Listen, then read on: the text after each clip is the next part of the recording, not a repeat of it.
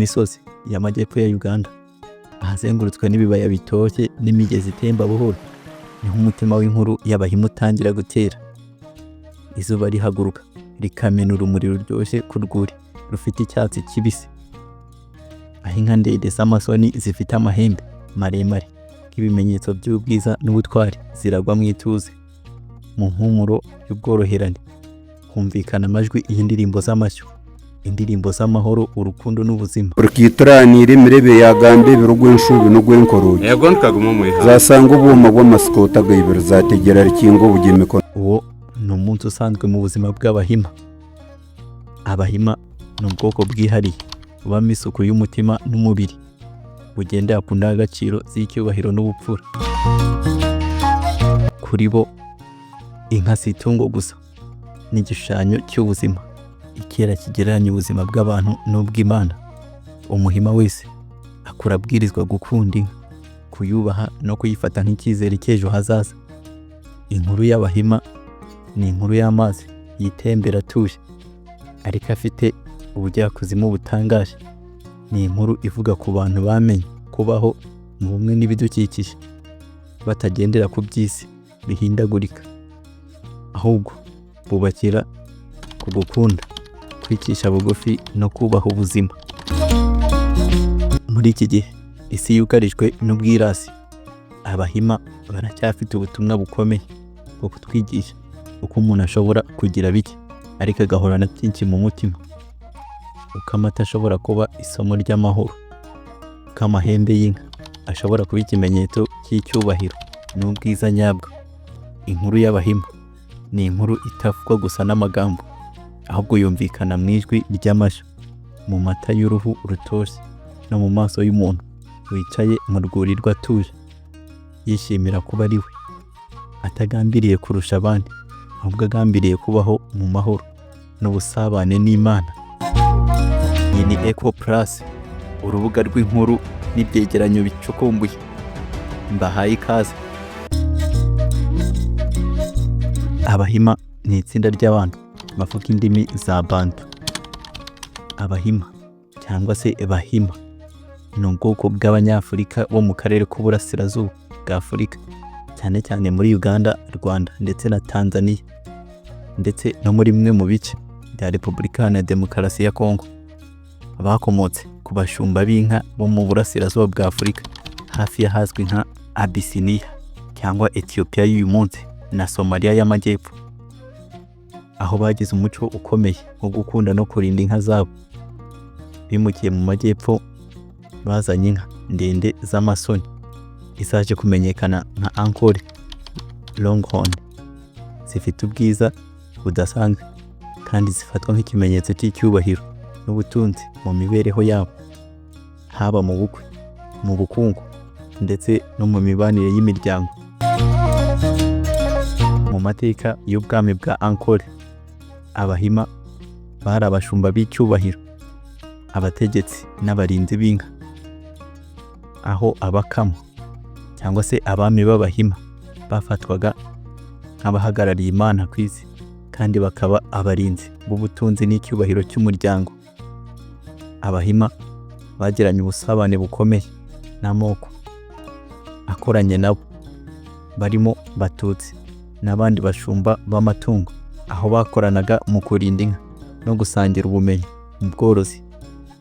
Ibi byatumye umuco wabo ugera no mu Rwanda ndetse na Tanzania.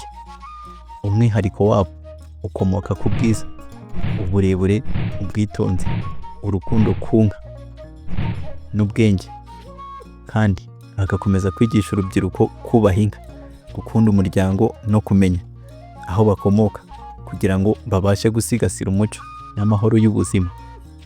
Muri make, inkomoko y'Abahima igaragara mu buryo bakora ubukungu bwabo bushingiye ku nka, mu mibanire yabo n'amoko y'abaturage, mu butumwa bw'umuco n'umuco wabo, ndetse no mu mibereho yabo ya buri munsi, aho bagaragaza ubutwari, ubwitonzi n'icyubahiro, bituma bagumya kuba abashumba b'icyubahiro, abategetsi n'abarinzi b'umuco n'inka mu karere kabo.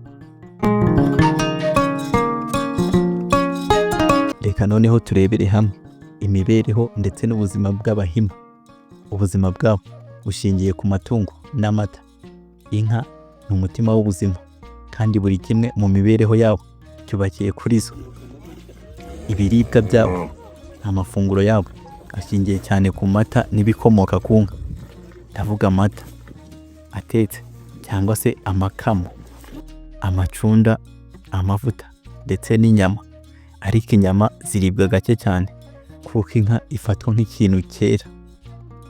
Ubukungu bwabo bushingiye ku butunzi bw'umuntu bupimwa mu mubare w'inka afite ndetse n'ubwiza bwazo. Umubano wabo urangwa n'ibyishimo, ubukwe no kwiyunga bikorwa binyuze mu guhana inka. Iyo nka ihabwa umuntu nk'ikirango cy'ubwuzuzanye, urukundo cyangwa amahoro. Urukundo mu Bahima nta kintu cyiza gishobora guha umuntu ishema nko guhabwa inka nk'impano.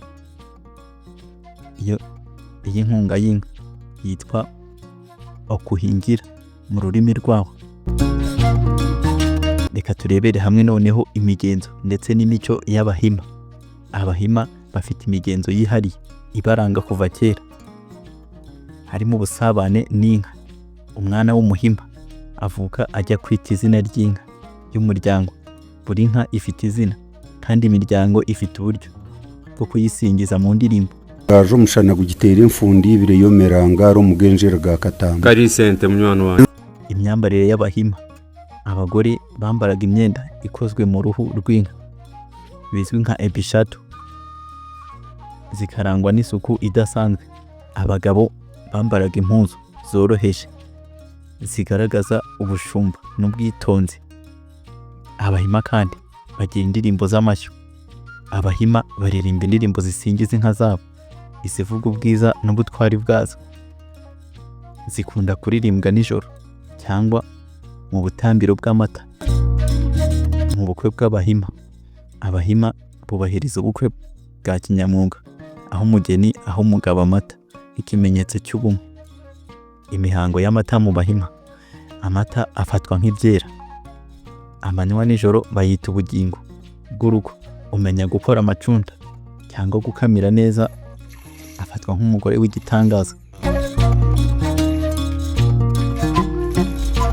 Reka turebere hamwe noneho imyemerere ndetse n'amadini mu Bahima. Mbere y'uko ubukristo bugera muri Afurika, Abahima bemeraga Imana y'ireme yitwa Ruhanga. Ruhanga ni umuremyi, umurinzi w'inka n'umugenga w'ubuzima. Bemeraga kandi ko abakurambere cyangwa se abazimu baba hagati y'isi n'ijuru bakabahuza n'Imana. Iyi nka yapfuye bayibagaga mu buryo bw'umwihariko, bakayiragiza abazimu kugira ngo amahoro agaruke mu rugo. Ubu benshi muri bo ni Abakristo, ndavuga Abakatolika cyangwa Abaprotestanti. Ariko imico n'imihango bya kera bikirangwa mu mibereho yabo ya buri munsi. Umuryango w'Umuhima, umugabo ni umutware, ariko umugore afite ijambo rikomeye cyane mu bijyanye n'amata n'urugo. Abahima babana mu buryo bw'umuryango mugari, aho abavandimwe n'ababyeyi bafatanya mu kubaka, kurinda amashyo no kurera abana. Uburere bwabo bushingiye ku kubaha, gukunda umurimo no kwihangana. Umwana w'Umuhima yigishwa gukamira, kuragira nuko yitwara imbere y'abantu. Bamwigisha kuvuga buhoro, kubaha abakuru no kwirinda amagambo y'ubwirasi. Iyo umwana akuze asabwa kwerekana ko ashoboye guhangana n'ubuzima, akagira inka ze cyangwa akagira ubushobozi bwo kurinda iz'umuryango.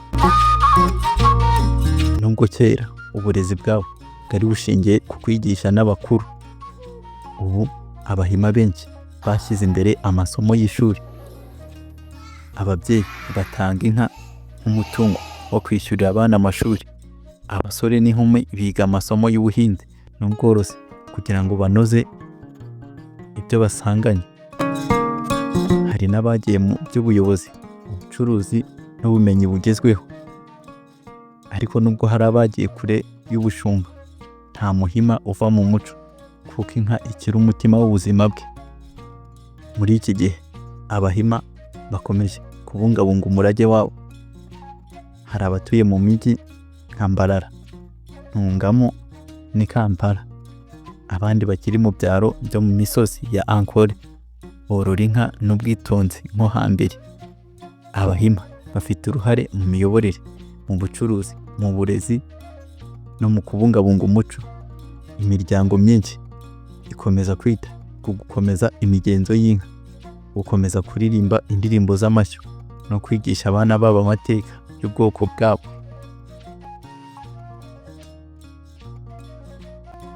Abahima si ishusho y'ubwitonzi, icyubahiro n'umutima wa Afurika. Inkuru yabo itwigisha ko ubutunzi nyakuri butabarizwa mu mafaranga, ahubwo buba mu muco, ubumuntu n'umutima wo kubana n'ibidukikije mu mahoro. Inka zabo si ndende z'amasoni, zisigaye nk'ikimenyetso cy'ukuri n'amahoro. Zimaze ibinyejana byose zigaragaza ko ubuzima butagira umuco nta gaciro bufite. Abahima baracyahagaze nk'ikirango cy'icyubahiro n'umutuzo. Abantu bazirikana ko amateka y'umuntu ari we nyirayo. Kuba umuhima ni ukuba umuntu wubaha ubuzima, ukunda ubutaka, ukirinda gusenya, kandi ukabaho mu mahoro n'ishema nk'inka zawe ziryamira mu rwuri rutoshye mu gitondo cya Afurika. Ni n'aha dusoreje. Mwakoze cyane kubana natwe. Njye nari Fabrice, umuhungu wanyu nk'ibisanzwe, ukugezaho ubucukumbuzi bwihariye hano kuri Eco Plus, urubuga rw'inkuru n'ibyegeranyo bicukumbuye. Bye bye.